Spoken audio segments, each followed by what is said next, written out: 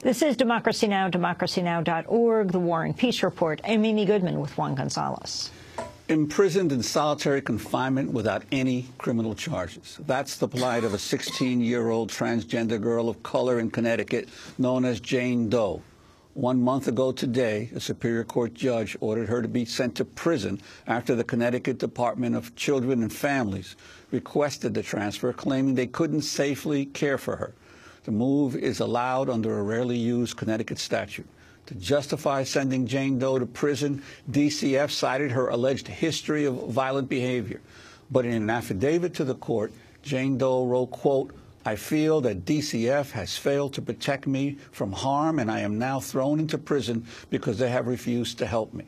She goes on to detail how she was repeatedly sexually and physically abused from the age of 8 to 15 at the hands of both relatives and DCF staff, all while she was under the supervision of the DCF. Jane Doe is being held in an adult women's prison in Niantic, Connecticut. Last month, she described her experience there in the Hartford Courant, writing, quote, "I'm in my room 22 hours a day with a guard staring at me. Even when I shower and go to the bathroom, it's humiliating. Women constantly scream and cry, and it was hard to sleep.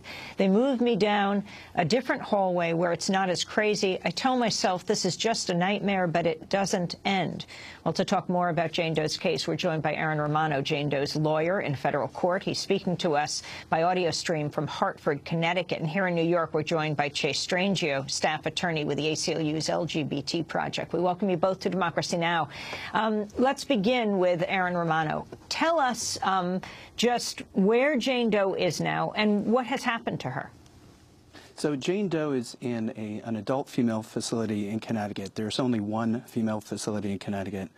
And because of her status as a juvenile, she has to be separated from any and all, from sight and sound, from any and all adults. So she's in virtual isolation from anyone else in that jail. And why are they? Why is the state claiming that they have so much problem being able to handle her? Well, you covered that a little bit here. She was in DCF supervision from the age of 5 and sexually abused from the age of 8 through 15. So that was about 7 years of sexual abuse that she suffered. While she was in a residential treatment facility through DCF supervision, a staff member aggressively approached her, placed her in an illegal restraint. That staff member was later discharged for that illegal restraint, and she defended herself.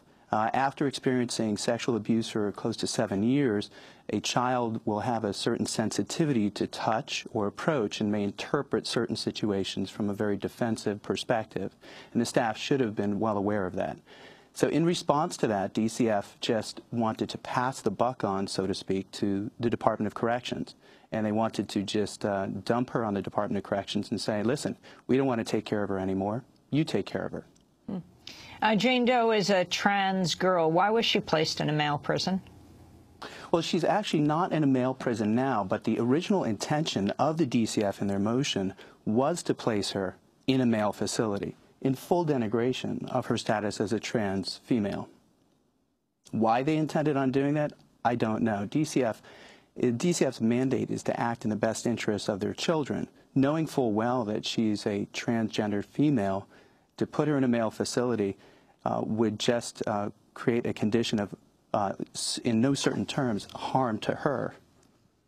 And what about the issue of DCF or the Department of Children and Families' responsibilities in this case, given the fact that she claims she was abused while she was under their custody? Well, that's curious, because what it does is it brings to light some of the issues that affect DCF agencies across the nation. DCF agencies historically have had some difficulty in dealing with children who suffer from sexual abuse or just abuse generally. There needs to be more funding for DCF agencies so they can create safe environments for these children if they have to be removed from their families.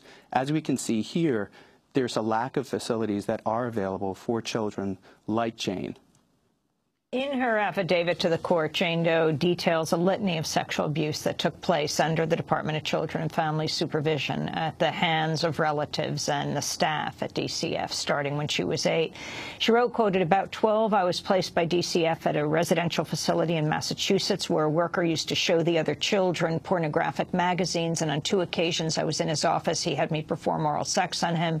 At about 13, at Connecticut Children's Place, a DCF facility, a staff member took me off school grounds, took me and another transgender female to the movies and dinner. In the parking lot after dinner, the other transgender female performed oral sex on him, and he drove to a more secluded place where we both performed oral sex on him. And at about age 13, at CCP, another boy who was a resident came into my room at night, placed his hand over my mouth, placed my face into a pillow, and anally raped me." She goes on to detail multiple other incidents of sexual violence, including abuse she experienced while working as a sex worker, writing, quote, "I'm tortured by these memories." Chase Strangio of the ACLU.